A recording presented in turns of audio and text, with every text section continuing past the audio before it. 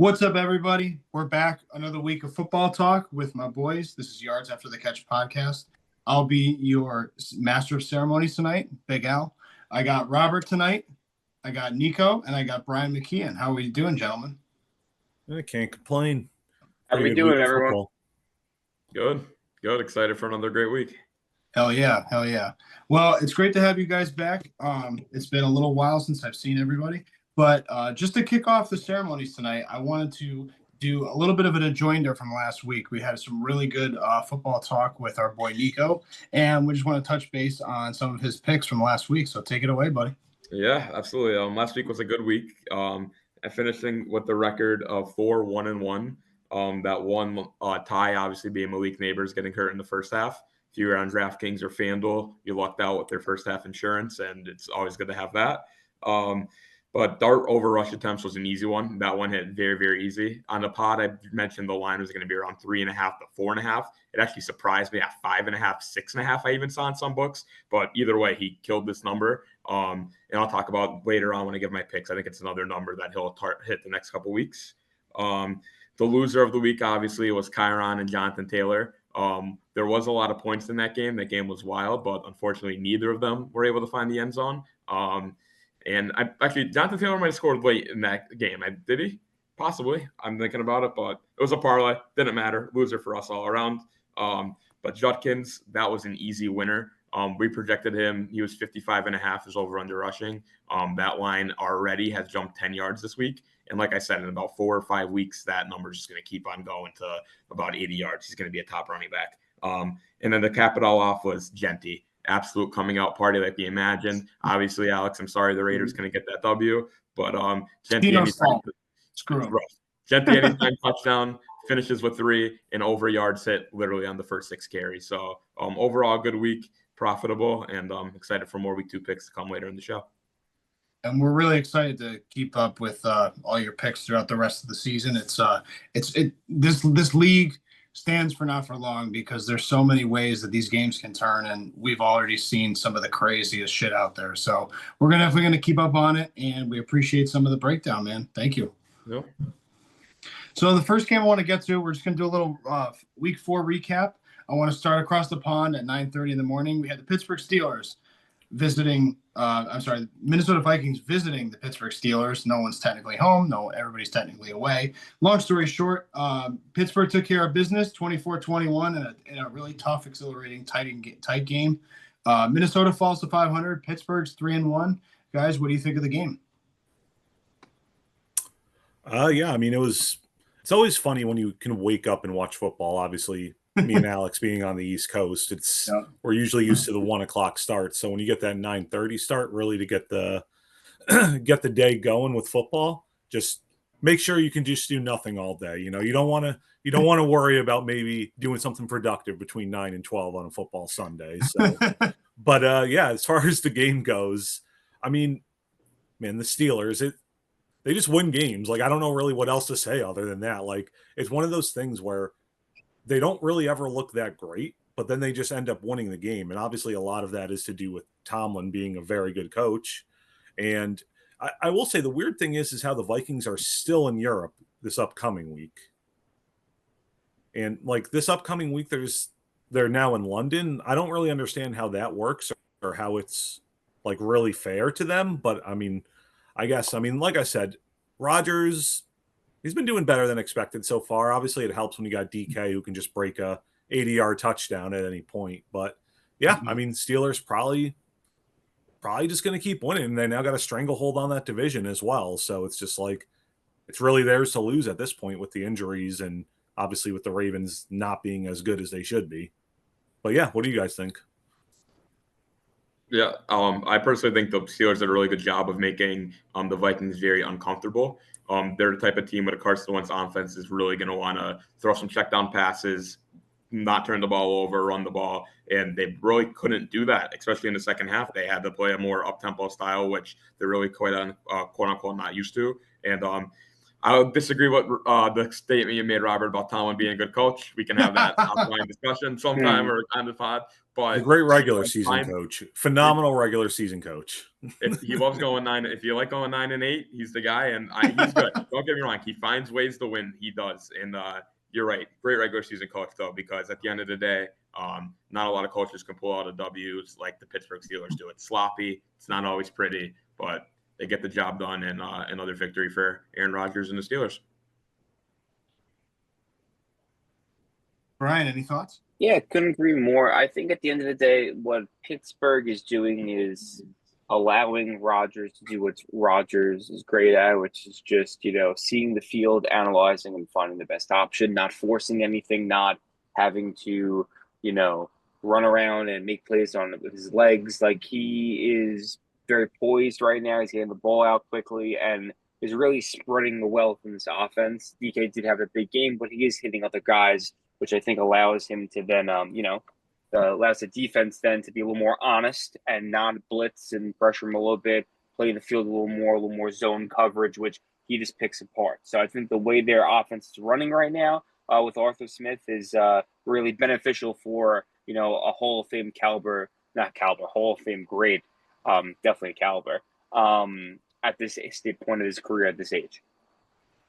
Yeah, and it's really interesting place that they're in because you watch this game, right? And it's obviously the first early game of the day. They didn't win time of possession. They fed off those 2 turnovers, turning defense into offense. Mm-hmm. And I think that's going to be the MO for this team. As long as TJ Watt's healthy, that front 4 is electric and dangerous. They got support on the back end. They're really going to be picking teams apart and making short fields for Aaron in his 40s. I want to mention, too, that this team is now in first place in the AFC North. Who would have thought by week 5 that Pittsburgh would be leading this division? I don't think anybody had that on their bingo card. I know a lot of people were thinking that they'd be fighting for a wild card. So it's just really interesting and encouraging to see because you just don't know what you're going to get with this league. Yeah, and I'll tell you this, just off of that quick, the way this division is right now, it's their division to lose.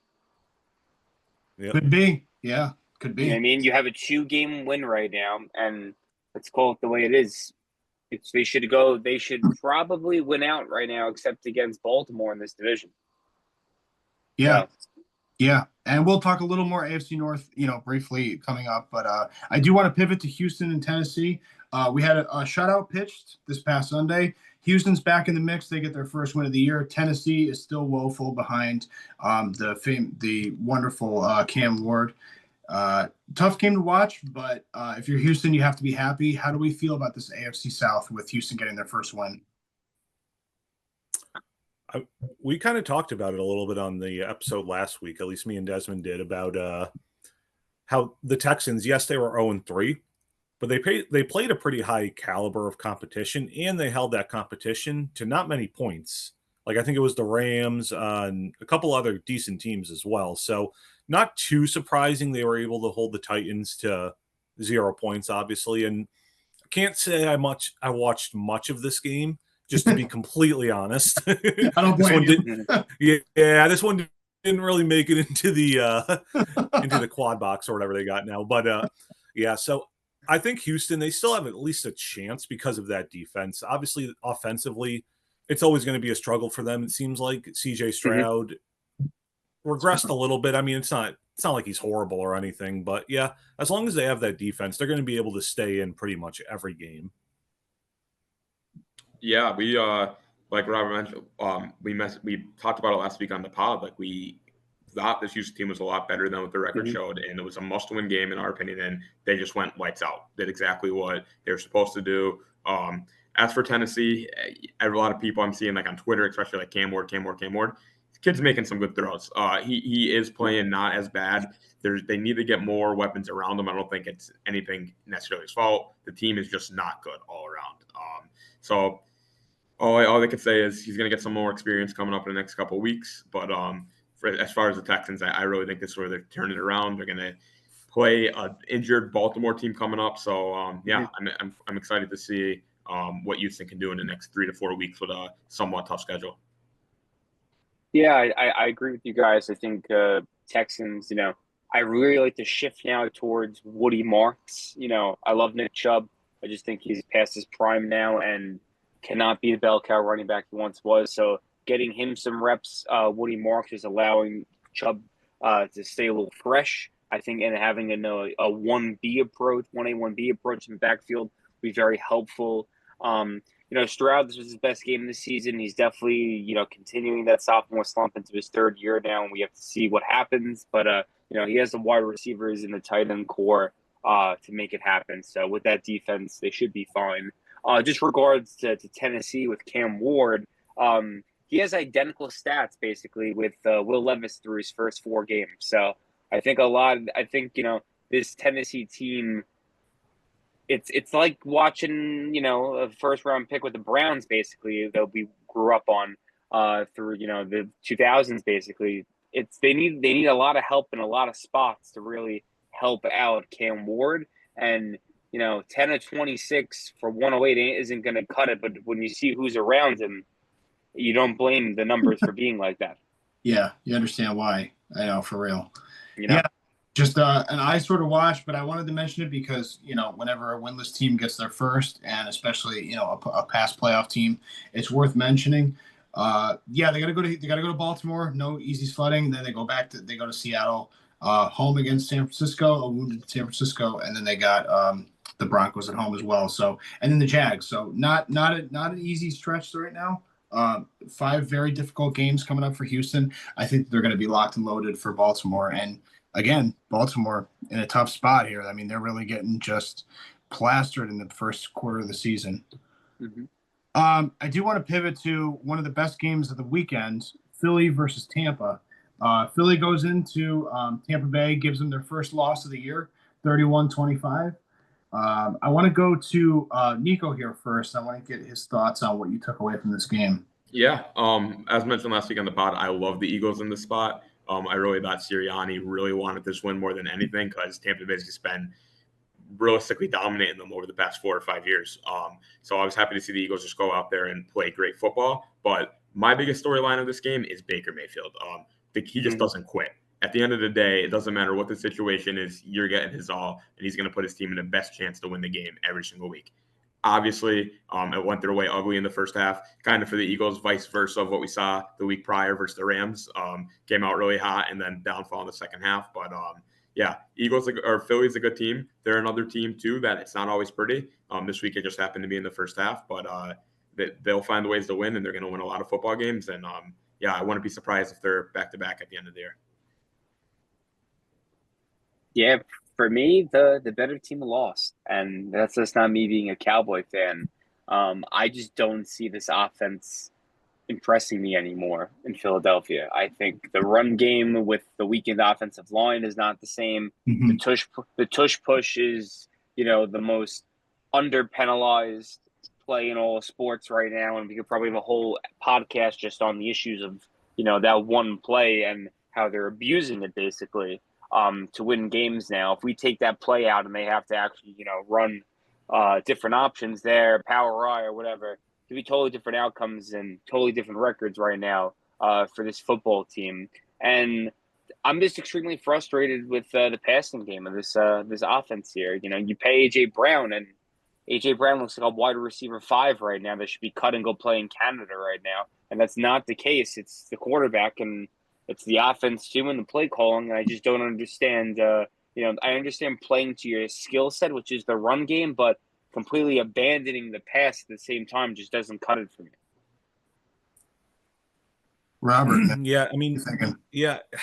I kind of agree with everything they said, where the Eagles, it's the same as kind of last week, all of the opposite, where they had that great first half or the bad first half and then turned it on the second half. And then this week they had the good first half and then let the Bucs back into it. And this is back-to-back weeks now with the Eagles too, where they've had a special teams touchdown. So while obviously special teams third of the game, but you can't really rely on that week to week just because for better or worse, they are pretty much random, I will say with the tush push, they did run that reverse, which was pretty cool. I mean, Saquon just walked into the end zone with it, but yeah, I think the Bucs are pretty much just must watch TV at this point. Like I love watching Baker and the Bucs, and Ibuka just seems like an absolute stud, like another good wide receiver they have. Obviously, you can never really rely on Evans or Godwin just to be healthy for a full stretch. So now that they got a third guy in there, I mean, I don't see their offense really slowing down at all, especially in a pretty weak division as well. So yes, the Bucks lost, but I don't really think it's any concern for panic. If anything, it's a good thing that they lost to a team as good as the Eagles, obviously Super Bowl champions, and they were in it to where they can even say like, hey, listen, like that was our game to lose essentially. So yeah, I mean, like Alex said, that was definitely the game of the week for me though. Yeah, Brian, did you want to have a little rebuttal before I chime in? Just, at the end of the day, I think it just comes down to, for me, with Tampa Bay, is Baker just seems comfortable and confident and supported. And at the end of the day, you want your quarterback to feel wanted and desired. And he's in a market now on a team with a coach and owner and teammates that, want him to succeed and have faith in him. And I think that's why you've seen the Bucks, play the way they are at the end of the day. It's the most important position on the field, and he's in his rhythm. Yeah, and I think that the biggest hallmark that you're a well-oiled machine if you're Tampa is you got no one to worry about. It's your division to lose, but the fact that you hold Philly to 200 yards is freaking insane. You won every offensive statistical category, but live by the sword, die by sword. You had 2 turnovers that turned into points, and you won time of possession. And I just think that if they keep their wits about them and they control the clock the way they do on the ground with Bucky Irving, they continue to, pretty much open up the field for Baker, open up the playbook. I think that they can hang with anybody in this NFC. So I'm glad we were able to talk about that game because I thought that was really eye-opening. And I thought it was a missed opportunity for Tampa. But at the end of the day, it may be the wake-up call they need early in the season to keep them on track, keep them disciplined, because that was a very winnable game. The next game I want to go to is the LA Chargers visiting the New York Football Giants. Jaxson Dart gets a start. No rhyming intended there. Giants pull the upset of the weekend, guys. Dart looked pretty good in a conservative fashion, but what are your guys' immediate thoughts on this win by the Giants? Yeah, I thought Dart definitely was impressive. Not obviously, story of the game for the takeaway is Malik Neighbors, who I wish the best recovery to. Obviously, losing a player like Malik Neighbors isn't going to help. But yeah, I thought Dart played a lot better than expected. He ran a lot, which I liked. I really thought that was going to be a great way to get him confident into the offense itself. A lot of quick passes, but again, I just wish I got to see him at his full potential with the full Malik Neighbors. Which is going to be rough. So I really don't think it's going to be fair to Dart to judge him come 5-6 weeks from now when his number one receiver is Wendell Robinson. I think I'm very curious to see what the Giants can do. But, hey, Chargers coming into that game, unbelievable. Herbert looked like a world beater, looked like a possible MVP. The team looked great. And, yeah, Hampton had a good game, but the Chargers just couldn't find a way like they did the first couple weeks. And hats off to the Giants. Tough win, and it's a tough league, so can't take every game for granted. I'm not saying the Chargers did, but it's tough. That's a game that you're going to look back when it's week 16, week 17 for possible playoff seeding that you're going to wish you had. Yeah, I couldn't agree more with you on Chargers output. This was, in my opinion, you have to lock these wins in on the schedule before you even start the season. Quentin Johnson to me is just proving more and more. The doubters wrong every week. Guys guaranteed 1 touchdown a game now and having 8 catches. For the Chargers, I'm a little worried about Ladd McConkey just disappearing after an amazing rookie season. Now, that is the emergence, though, of Keenan Allen and Quentin Johnson, who, if you just look at their separation right now and the way they're, running their routes, they're just getting open quicker. And, Herbert's, cerebral and checking, and McConkey's the third option now, and that's so be it. For the Giants, I like what I saw from Dart, but at the same time, I did not like that they did not allow him to throw in the red zone really at all this entire game, and I don't know if that's just a lack of faith yet or scheme, but for me, if he's in there, you got to try to start give him the ability to, play in the red zone and develop, right? Because at the end of the day, this isn't a playoff season. This is a development season for them. You know, you got to develop your quarterback, and I want to see these. I want to see him further along in the red zone for him. Another, bright spot for them, Cam Scatterbo looks fantastic. Yep. Fantasy machine, I'll tell you that. But he should be the number one running back, or even when Tracy comes back, could be either maybe a committee, a 1A, 1B. But what I see from Scatterbo, I feel like I'm like watching like a John Riggins, Mike Allstat, like Brandon Jacobs kind of hard-nosed running back, mean old school smash mouth football. And I think that's what this team needs. Yeah, I mean, I think we all kind of had higher hopes for the Giants coming into this week once we found out Jaxson Dart was going to be the starter. Not even just from whenever you switch quarterbacks like that, it kind of gives a jolt to the actual team. Mm-hmm. Kind of like, hey, like this is our week. Like we got a new guy starting. It's supposed to be, this is supposed to be the guy moving forward. And I will say in terms of like in the red zone, who knows what their initial plan was. And then once Neighbors gets hurt, it's just like, do you really want to be throwing up balls to like Slayton or Wendell Robinson? It's a little different if it's Neighbors and you can trust him to, go for those fades or like those quick slants and like the real option patterns down at the goal line. But I mean, yeah, I think Dart's going to be pretty solid. He seems like he's very poised for being so young. I mean, in terms of the Chargers, it almost felt like kind of everyone was so high on them that maybe expectations got to them a little bit where maybe they were like, oh, well, we're playing the 0-3 Giants. We're supposed to win this game. But I think they'll ultimately be fine. I still think Harbaugh is a phenomenal coach. And, I mean, as long as Herbert keeps developing, at least so far, at least for the first 3 weeks he did, I think they are still poised to be pretty good and maybe even make a run at the division. Be a little bit more difficult now that the Chiefs are starting to kind of look like the Chiefs. But, yeah, I thought it was a pretty fun game, actually. No, can I make one more comment on the Chargers? Of course, yeah. Shout out to Tuipulotu on a 4-sack game and 5 tackles for a loss. That doesn't happen much often. That gets you a nice contract at the end of the year just off of that game. Good for you, guy. Absolutely. Well, it saves Dayball's job for another couple of weeks for sure. And shout out to you for getting that pronunciation right the first time too. Yeah. we don't know how right it was, to be fair, but good point. Just mash your syllables, dog. Yeah. No, I mean, you guys pretty much hit the nail on the head from all aspects. I think macro and micro. I think the Giants had a must-needed win for morality's sake, for that organization, for that home crowd. I think the Chargers should just take one step back. I'm not saying they're fakers, but I think that whenever a West Coast team goes east for a 1:00 game, it just reeks of bad news. I think it's a lot of that, to be honest with you. It looked like they were kind of playing in sand a little bit. But hats off the Giants, and they much needed win. They dominated time of possession by 11 minutes. 7 of 15 on third down was a huge stat for me for Jaxson Dart. That is the sign of a mature quarterback early in his start. I was really impressed with that, especially with the Chargers having a pretty stout defense.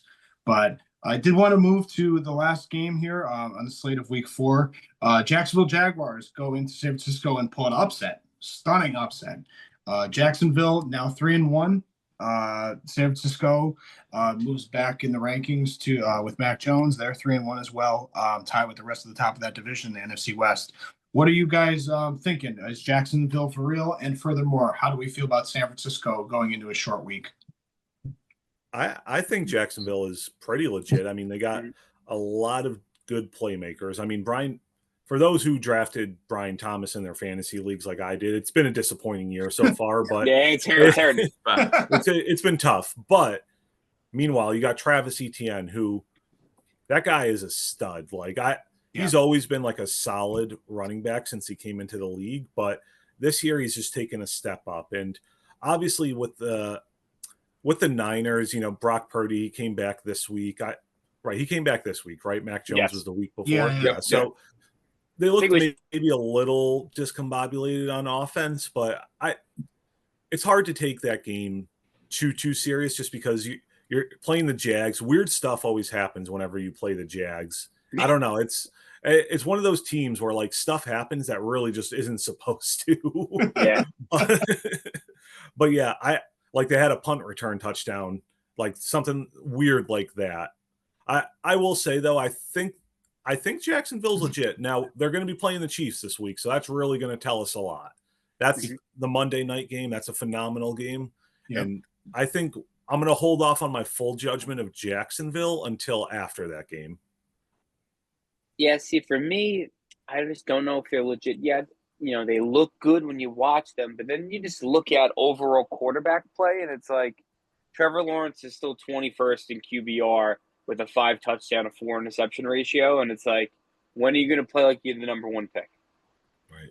That's where it's getting hard for me now, because this team should be so much better, and they're 3-1 right now. Like, you know, half of it's Brian Thomas. You know, he got hit hard in preseason, maybe still a little shaken up, but at the same time, the quarterback has to make plays too, and get him in the right position, and get the ball to him with his size and everything like that. Etienne's really carrying this team right now offensively, in my opinion. So, Lawrence is really only being asked to be a game manager. And for me, if you're the number 1 pick, that shouldn't be even remotely in the conversation if you as a game manager. That's not why you get drafted. With the 49ers, a loss with Brock Purdy. If Mac Jones comes back and wins and Purdy's out another week and they win again, and all of a sudden Mac Jones has, 4 wins on the season. Are we talking about a quarterback controversy here? I don't know about that. I don't know. Pay Brock Purdy a lot of money, man. I know. No, listen, I get it. Listen, the 49ers have been all about paying quarterbacks and then playing the guy behind them. So, think about it. Smith and Kaepernick and, Garoppolo and Purdy, maybe we have this. I don't know. I'm just saying, it's, in my opinion, the best games they've been this year is with Mac Jones. Yeah. It's crazy that came out of your mouth, but yeah, that's. I know. I'm not being. It's just it's just stats. Point. It's just stats. Ricky Pearsall looks like God when Mac Jones is in there, which makes sense because he's really like wide receiver 3 on this team. But for the second team, when he gets reps, he's wide receiver 1. So then he Purdy comes in and he doesn't play lights out. So it's just how the team feels right now. Yeah, absolutely. No, I mean, great insight, guys. I think that Jacksonville is almost a proven commodity. I still don't know where I have more grave concerns and questions about where they place just in that AFC South more so than where they are in terms of like a complete football team. I think that Indianapolis was a huge surprise, of course. Houston, I think, had a rough start out the gate, but I wouldn't give up on them yet. But conversely with, San Francisco, you get Purdy back, you drop a game, off of the turf toe, you're still 3-1, but everybody else in your division is right there at the top too. And it looks like as the weeks go on, it looks like the Rams are building steam. Seahawks are building momentum. Arizona's still tough. It's just a loaded division, guys. And I just don't know if the window is starting to close on San Francisco for the Super Bowl contention. But furthermore, is their wild card hopes still alive? And that's going to be the we start to see more answers about as the next 6 weeks come to progress. I do want to pivot. I want to talk a little bit of AFC North talk. I know we talked about it briefly, through some of the matchups from week 4. Baltimore, Pittsburgh, Cincinnati. Cincinnati's 500 as of now. The Steelers are looking good at 3-1. Baltimore is a woeful 1-3. I just want to talk and kind of open this panel up to you guys. Where do we see the state of those 3 teams in the division, and where do you think they're going? So personally, I really think that the Bengals season is not over yet, but I do understand why aren't they going after like a Jameis Winston? Browning is just not the guy, and they got to stay competitive. You are optimistic that come December, Joe Burrow can come back and play, but you have to be in the mix. Last year, we saw what happened. Joe Burrow came back later on in the year. They turned it on. They had a miracle chance to make the playoffs. Obviously, they needed help from other teams and stuff. never happened. But you have to get yourself into a situation when Joe Burrow does come back, if he does come back, and that you're like a 6-7, 7-6, like you're respectable, where you have a chance to make a run and get into the playoffs. And as a Baltimore fan, would be concerned, absolutely, obviously, especially Lamar. We don't know what's going on there quite yet. We don't know how long this is, what's really happening there. But the good thing is that's why you go out and get a guy like Derrick Henry. With a guy like Derrick Henry, you can also stay in the mix and everything. Again, like these teams right now, both, especially those two, just have to kind of, while their stars are out, make sure they are chugging along. And hopefully every single week they improve. Obviously, we saw from the Bengals the past 2 weeks has been an absolute choke. Just back-to-back blowouts, but that's why right now the GM shouldn't be sleeping until we get a quarterback in that quarterback room. Like anything has to happen. It just cannot be Browning. Yeah, no, you're making good points. Just regarding to Baltimore here, they signed Cooper Rush in the offseason, who has, with the Dak Prescott injuries over the last few years, has stepped in, has played very well as a backup for Dallas. So you're going in there, it's a different type of offense now. Obviously, he's not a mobile guy, but you have the run game with, Derrick Henry and Hill, which should be fine, which you should rely on. But you will have a quarterback who will be able to, spread the ball out and make some plays. Their schedule is tough, and we'll see what happens with them. But right now, in my opinion, Pittsburgh can make a run at this division right now, just based on their strength of schedule. Their next 4 games are Browns, Bengals, Packers, and Colts. And, the Packers could be fool's gold in a sense where they're hot and cold every week. It really just depends on how they wake up. So that could easily be 4 wins, 3-1 at a worst case situation.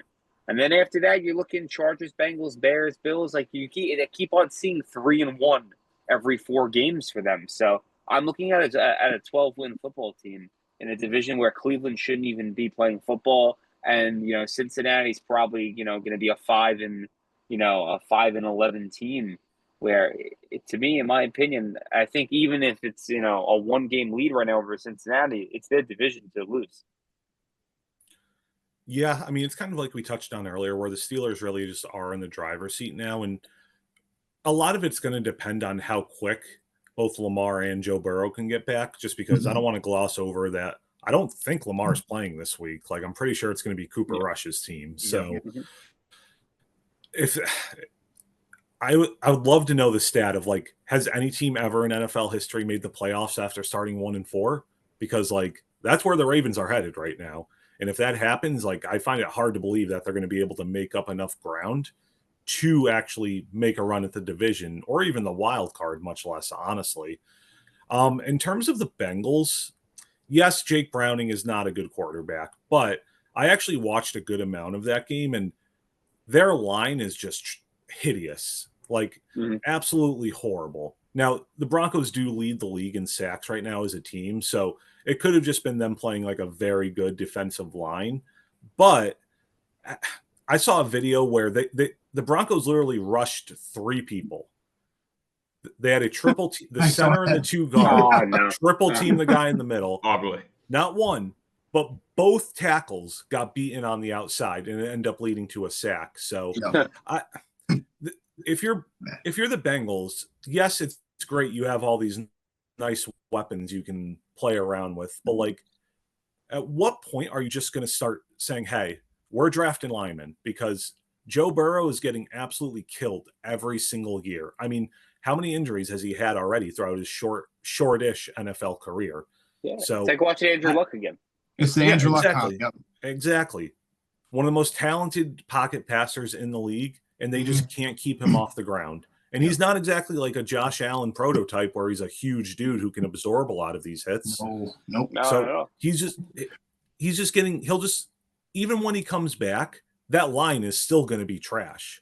So yes, if he comes back, I don't really see the Bengals making a true run at it, just because of how bad their offensive line is, and just they don't give their guys time to throw. So, I mean, I didn't expect the Steelers to be in this position even a little bit before the season started. I mean, I thought they would be kind of on par with the Bengals, but I just assumed the Ravens would run away with the division at the end of the year. But yeah, I mean, you really can't give enough credit to the Steelers so far. I mean, 3-1.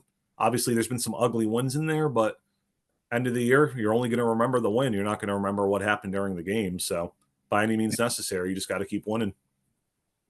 And I think you got to remember with Baltimore is that they're missing 7, like, not totally starters, but also like, role players and rotation guys on the defense right now. If they're not winning, they're not losing because the offense. The defense is atrocious. So even when Lamar comes back, that defense is still horrible. So this is a team that might need to make some trades before the deadline to just be able to be respectable, to allow the offense to actually play to their skill set and run the ball, because they're getting forced to have to pass, which is not the skill set of this offense, and then you're putting yourself in a hole. Yeah, all great points. I'm just gonna go team by team. I think Pittsburgh, by week 7, they could be the best team in this division by at least a game. But then they got a tough stretch with Green Bay, Indianapolis, and the Chargers over the next 6. So that's going to be really tough. Baltimore, I think they're going to have the most immediate early pain, and then they're going to bounce back and get back up towards second or first place. Hopefully if the team gets healthy, like, Brian said, you got 7, starters out, or caliber starters out. Lamar looks shaky. Henry's confidence is a little sideways right now, but Houston's a very winnable game, even with Rush, if you just keep that team together. The Rams, you can pretty much book that's going to be a loss. But Chicago, Miami, Minnesota, Cleveland, all winnable games, and all teams that you can build momentum on. To answer Robert's point from earlier, the last team that went 1-4 to start that made the playoffs was the 2015 KC Chiefs. So it is possible. It has happened within the last 10 years, but it's very difficult. And they were actually 1-5. Wow, that's crazy. It's pretty wild because we know the AFC West to be loaded, but they were pretty dog shit back then. So it kind of makes a little sense. Must have been an Alex. That must have been an Alex Smith here, right? It was. That had to be an Alex Smith. Yeah. I remember that team. If I'm not mistaken, they won 11 straight and went 11 and 5. I think they ended up. Yep. I think they got high. Yeah, I remember that team. Hey, Jeremy Maclin and the boys. Yeah. And this is go ahead. I'll make one comment about the Bengals quick. That's where I'm going. If I'm Joe Burrow, I think you have to really, really sit in a room and think about the man in the trade, because it's the same. Insanity is trying to do the same thing and expect different results, right? You're getting the same result every single time. Bad offensive line, injury. At some point, you have to tell yourself, why am I doing this to myself? There's so many teams with good offensive lines across the league that just need a quarterback. Can you imagine the Raiders with Joe Burrow? And they have a medium offensive line. I wouldn't call them even a good offensive line. But that would be enough protection to make that team number 1 in the league in offense. So they're just looking around the league, and I don't know. They might, if they get a top 5 pick this year, which they could easily lose out and can. Maybe you have to pair it with like a Trey Hendricks and trade for 3 offensive linemen for a team. I don't know, but you need help immediately this offseason. Yeah, absolutely, 100%. I couldn't agree more. I think the urgency, the immediacy is now with Cincinnati. You got Detroit, Green Bay, and Pittsburgh coming up, which is just a slaughterhouse 5. It's unbelievable to think that you could sit pat, even with Burrow sitting out another handful of weeks, to watch Browning put up 3 points week after week and get his dick kicked in. I think that this offensive line is it's beyond pathetic. It's Swiss cheese. I think the biggest thing, and I've talked about this with some of my boys behind closed doors, is if you're the organization, you sat on your hands for 2.5, coming on 3 years now, with the Burrow injury starting to pile up after the Rams Super Bowl loss, you are fighting for your job. And I think that you need to make a move to save face, even if it goes against your culture to spend money. You have to, I think, like we've talked about a little briefly on the show, is that you got to go try to get Russ, or you got to get Jameis or something. You got to make a move to save face, because there's still potential to make a wild card spot. And you can't go back to the executives with this organization and to that fan base in that city and say, we did nothing for 3 years after the Super Bowl. to make a move to protect Joe Burrow. And I don't want to see him be a casualty like Andrew Luck. I don't want that to be the comp for him. He's literally my favorite player outside of the Raiders, and that's saying something. So I just think that there's a lot of opportunity for them to make a move and in quick and short order, because you got 3 games that you could easily get embarrassed in. And then you don't want to be sitting at, 2-5 with the Jets, Chicago, and Pittsburgh right after that. So I'm glad we had that discussion. It's certainly something to keep an eye on with that division. It's loaded. It's very confusing. It's week to week. It's month. It's hour to hour. I do want to pivot to some of our superlative awards before we make our week 5 picks. Offensive and defensive player of the week is something we like to do on this show. What did you guys see from this week? Who are you doling out your awards to? Let's start with Robert. So I'll start with my defensive player of the week. Hold on, I had it written down here. I really would like to just take the whole Texans defense, but just to kind of shout out one guy, Danielle Hunter, 3 tackles, 1 assist, 2 sacks. I believe he had a 3-sack game the game before as well. So far, like we said, that just kidding, he had 0 sacks the week before. So great improvement this week from Danielle. But yeah, that Texans defense, man, is just humming. So I'll go Danielle Hunter for my defensive player of the week. And for my offensive player of the week, I want to give a shout out to someone that I've kind of shit on throughout the years, and that's Dak Prescott. I was going to be mine. Okay. 320 yards, 3 touchdowns, just 40-40 shootout against the Packers. Obviously everyone was expecting Micah Parsons to just rip Dak's head off throughout the game, and they were able to really just go tit for tat with them, honestly. So those are my 2 of the week. Yeah. My 2 of the week, my offensive one might be slightly biased since we went 2-0 on his player props this week, but it's Genty.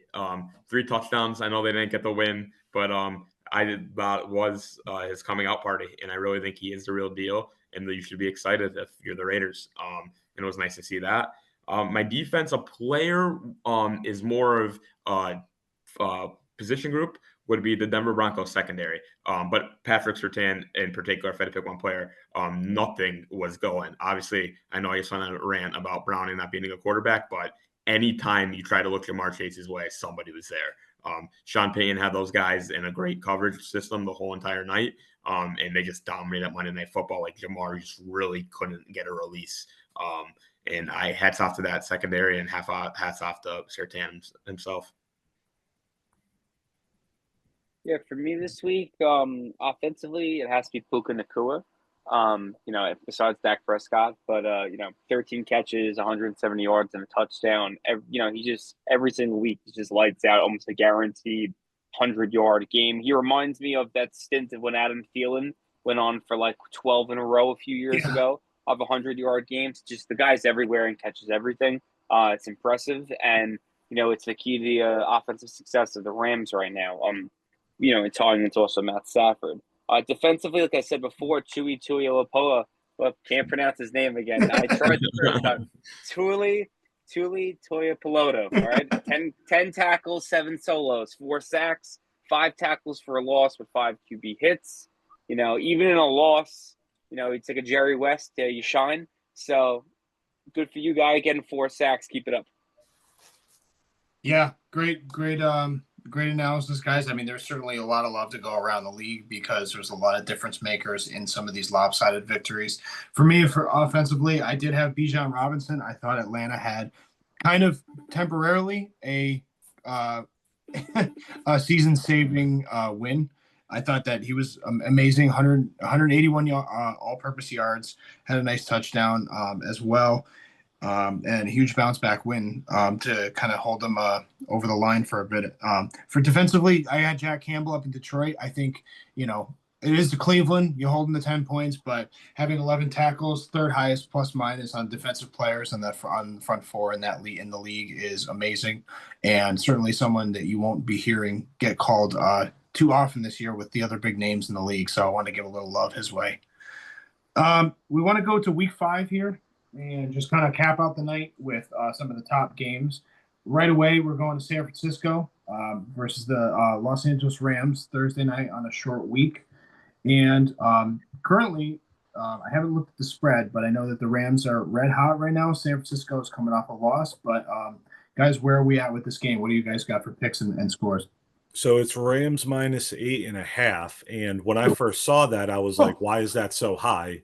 Right. So Brock Purdy was rolled out today, apparently. So I guess we're going to see how Mac Jones does to see if he's going to take over the reins of his team. But, yeah, I mean, with that being said, I think the Rams probably just win this easily. Yep.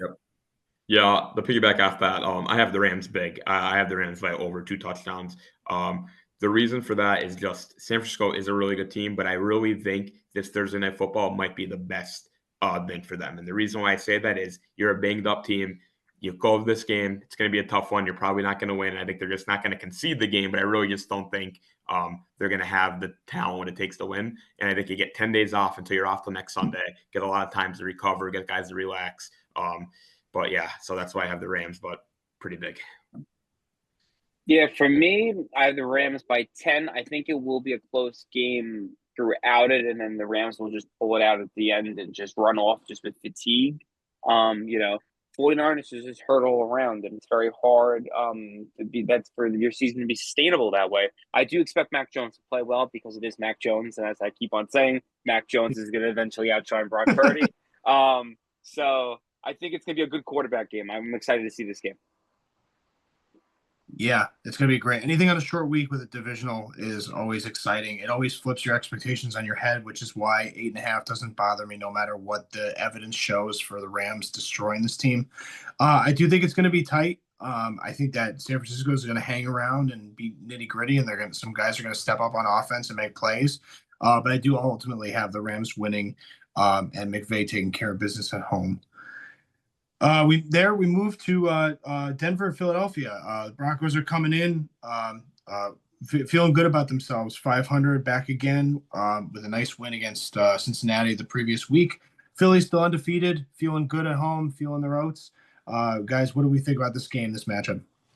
Yeah, so we got Eagles -3.5, and I actually kind of like the Broncos in this game. I think that, kind of like you said, Alex, they're going to be riding high off that good performance against the Bengals. And even though the Eagles are 4-0, they always have some sort of weird locker room drama going on. I don't know if you guys saw that AJ Brown thing where he was like posting about how he's gonna stay silent and just like move on, but he's gonna stay silent, but he's putting it up on Instagram. So it's just like it's just your classic wide receiver diva right there. So I think with the Broncos having a pretty good defense as well, the Eagles it's gonna be tough for them to score this week. So give me the Broncos +3.5 and maybe even outright as well. Wow. Okay. Yeah, I completely agree with you on that one. I see this being a touchdown win for the Broncos here. Wow. I don't really think it's being a diva, to be honest, AJ Brown. You get paid money, and you're expecting the ball to be thrown your way when you're a number one wide receiver and the type of wide receiver he is, right? It's not like he's a slot.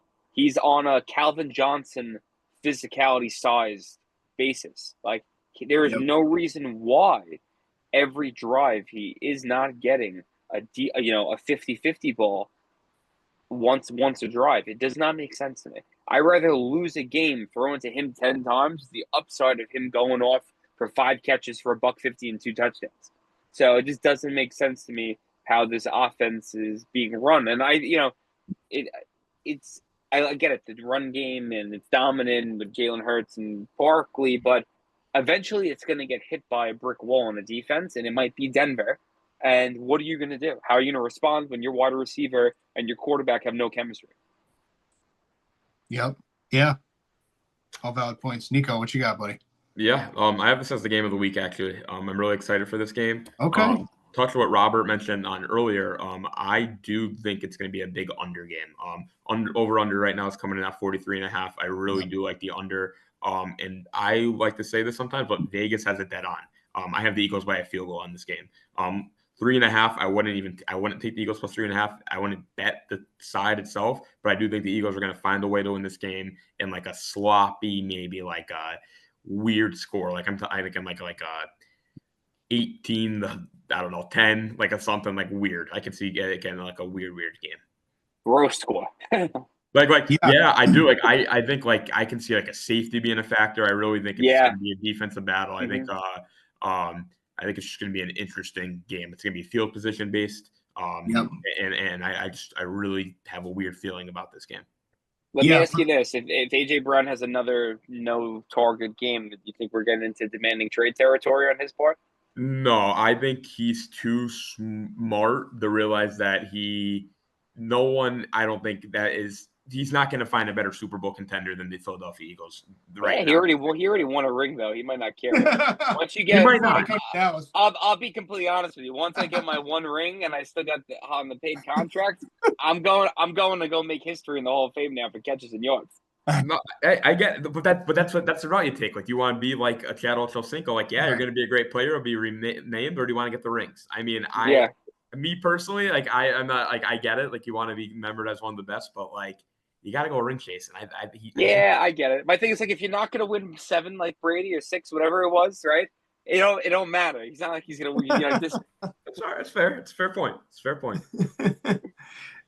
Yeah, great stuff, guys. I think this is low key one of the best games. Again, I don't like West Coast teams going, east for 1:00, but 43 seems to be the magic number. I think that Denver can keep this competitive. They keep Philly under 20 points in this game. And Bo Nix doesn't have to be perfect. We know that Philly has a hard time moving the ball. This offense is not humming the way it was last year. And I think that if they could stay out of their own way, lean on that defense with Surtain and that secondary, like we talked about earlier in the show, I think that this got spoiler written all over it. Moving on, we got Houston moving into Baltimore. Right now, Houston's getting 1.5 on the road. 40.5 is the over/under in total. And again, it's another 1:00 game. Ravens got a tough game here, guys. Houston's not the same 1-3 that everybody else thinks they are. So what do we think is going to happen in this game? I think this is going to be a pretty low-scoring game here. Mm-hmm. Obviously, the Texans' offense isn't the best. Ravens, I mean, I don't think Lamar's playing. I mean, at least on the app I'm looking at, they still have him projected as starting, but like, I'd be shocked if he starts. So if it's Cooper Rush going out there, I think that Texans defense is going to feast again. So, I guess give me the Texans, man. You know what? Now I want to see if the Ravens can go 1-4 and make the playoffs. So that's going to be my pick.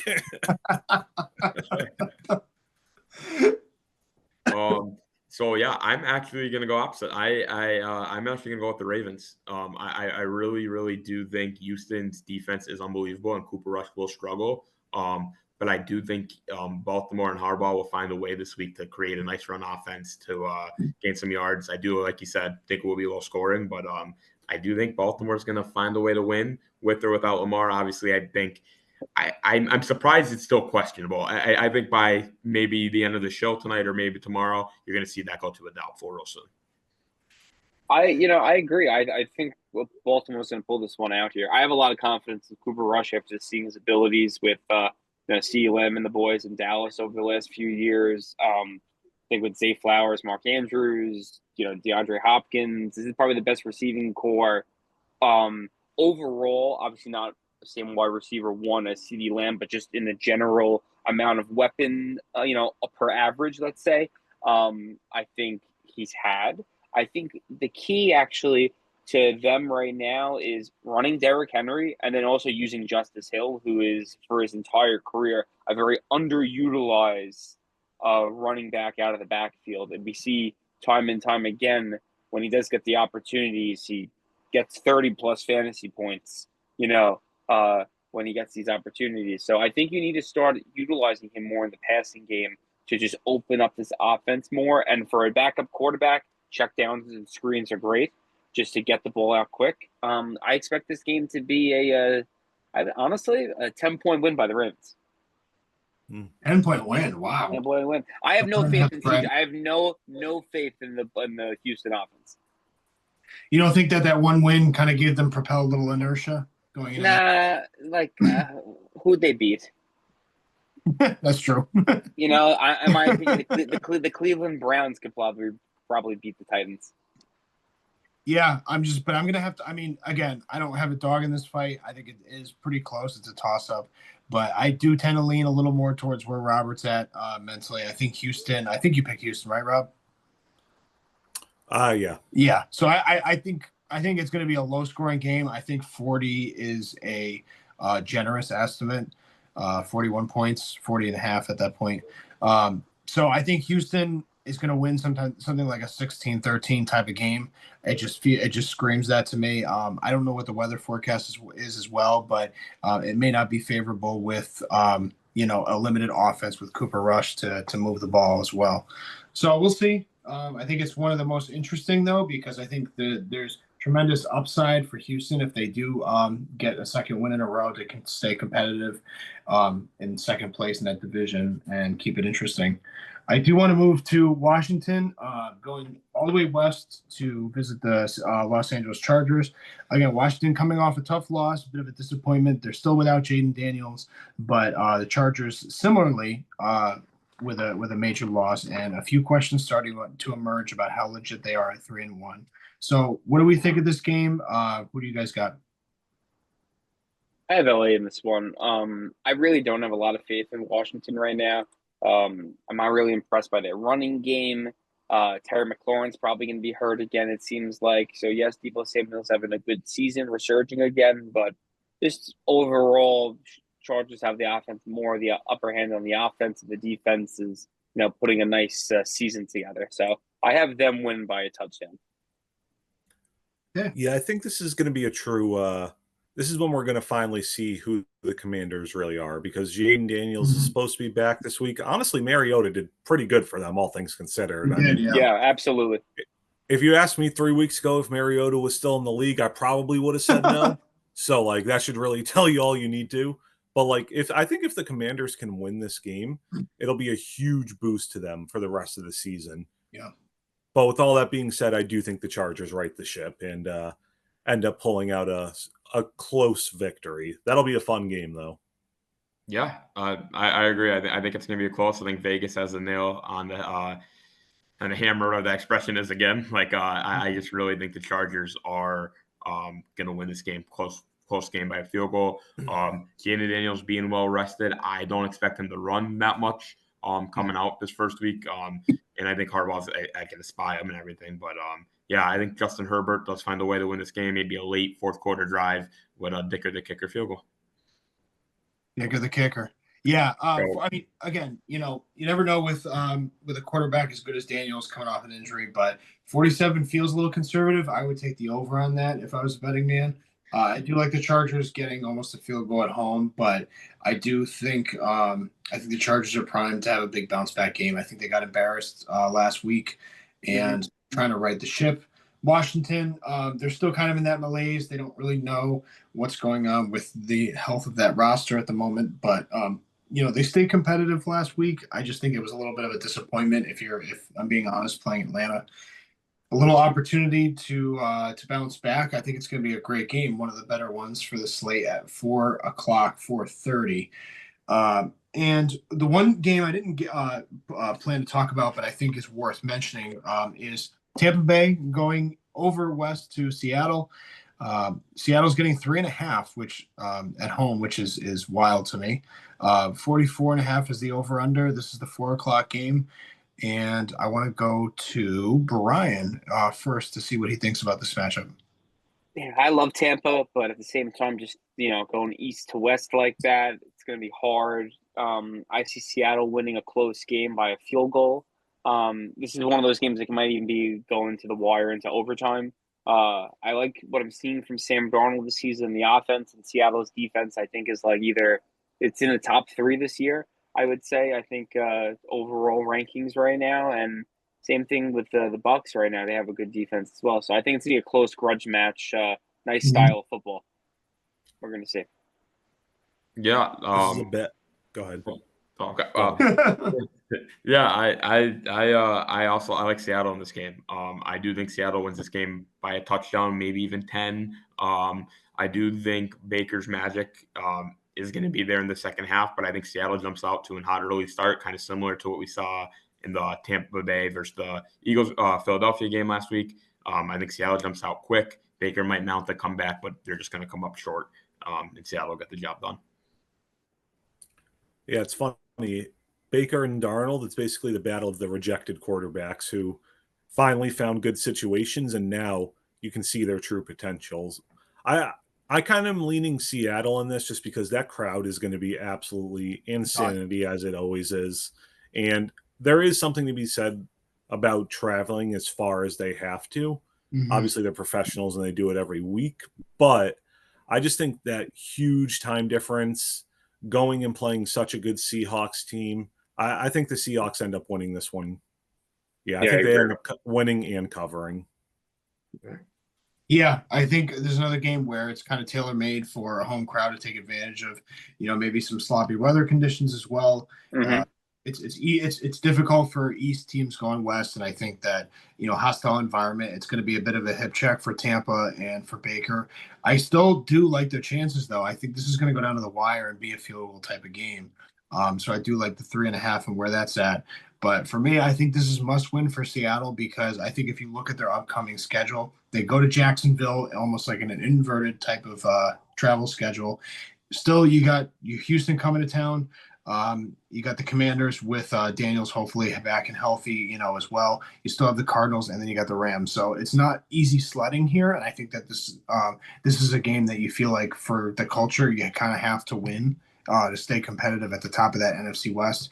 And we'll know a lot more after Thursday because we got those two teams going off against each other, the Rams and the 49ers. The last game I did want to cover before the end of the weekend is Kansas City Chiefs going into Jacksonville. This is the Monday night game. Great matchup. A team that we didn't think would be 3-1 and a team that we didn't think would be 500 up until this point. But what do you guys have for picks to cap off that week 5? I have the Chiefs. I think it's the chalk.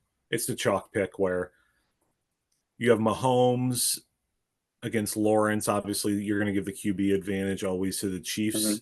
But also, I think this might be a little bit of a case of the lights might be a touch too bright for the Jaguars on this one. Monday night against the Chiefs, everyone's going to be watching. Now, I will say if the Jaguars pull this one off, we're going to have to start talking about them in a different light of maybe potentially going deep into the playoffs. But I think the Chiefs ultimately get this one done. And same thing, I think they do cover as well. I can see this being like a touchdown Chiefs game where it looks kind of close, but it never really felt close. Yeah, for me, I feel like it's going to be a close game. I see within field goal to touchdown range, but I'm seeing Jacksonville right now just because I don't see the Chiefs being able to run on this Jacksonville defensive front. They still have no rushing identity this entire season, and that's always my worry. And when you're one-dimensional, you're open to, being susceptible to losses. And here, picking up a nice win against Baltimore, feeling a little confident going into Jacksonville. Oh, we've owned them for how many years now, whatever, big Monday night game. That's where we're primetime people. We could win. They might get a little bit of a culture shock. It might end up losing. So I'm very, keep on flipping back and forth, undecided on this, but I'm favoring Jacksonville slightly. Interesting. Yeah. I do think Jacksonville has been very, very impressive. Arguably one of the most impressive teams in the NFL at this point in the season. But ever since Kansas City, that second half versus the Giants kind of started clicking a little bit. Last week against Baltimore started clicking. I really think they roll that momentum for a third straight week and they win this game. Not necessarily easily, but I do agree with Robert said. It's one of those Chiefs games where you never fear they're going to lose the game, where there might be up 10 and Jacksonville might get a touchdown or a field goal late to make it a single-digit game. But I do think the Chiefs win this game. Yeah, I think what Robert kind of alluded to at the beginning of this topic is I think the lights might be too bright too early for Trevor Lawrence. I think there's going to be a little bit of exposure there that may just not be, he may not be ready for, even at $53 million a year. I think the KC, what you saw in the second half starting in that Giants game, like Nico said, that's that was the first glimpse I saw of anything resemblant of the old Chiefs. I don't even really consider the Ravens game in my mind because we know the Ravens' problems, but that was also an impressive win to keep that train rolling. I do like Kansas City well over 3.5 in this game. I think that this is the game that they continue to keep the ball rolling, and I think Jacksonville kind of comes back to reality. I still do think that the Colts are the best team in that AFC South. We'll see as the season progresses, but Jacksonville has a coming back to earth kind of moment. Okay. Yeah. Well, lots to be seen, lots to be found out about these teams. There's a lot on this line going into week 5. I'm very excited to watch these games with you guys. Thank you all for watching and listening wherever you are. Yeah. Definitely go check us out, like us, and subscribe us everywhere you get your podcast as well. Yeah, Nico. I got my rapid fire real quick ready. Oh, yeah. Go ahead. Yeah. Just one quick second. I'm just going to pull it up. So to start, I got 2 plays for tomorrow night's game in the Rams in San Francisco. As we all mentioned, I do like the Rams to pretty much dominate this game. Kyron Williams carries right now is 16.5. I do think he gets a lot of touches and can get to 20-plus carries tomorrow as they'll be sitting on the ball. To piggyback that, I do like his backup tomorrow as well. Blake Corum rushing yards are set at 29.5, which isn't a bad play. But my lean here is longest rush, 10-plus yards. I think he comes in maybe on like a second down and 12 situation. They give him a little handoff. He breaks it for a first down. And I do like Blake Corum longest rush. Third play is Jalen Waddle, longest reception over 20.5 yards. Without Tyreek Hill, they need somebody to be that guy and be that deep threat. And I do think Jalen Waddle is that answer.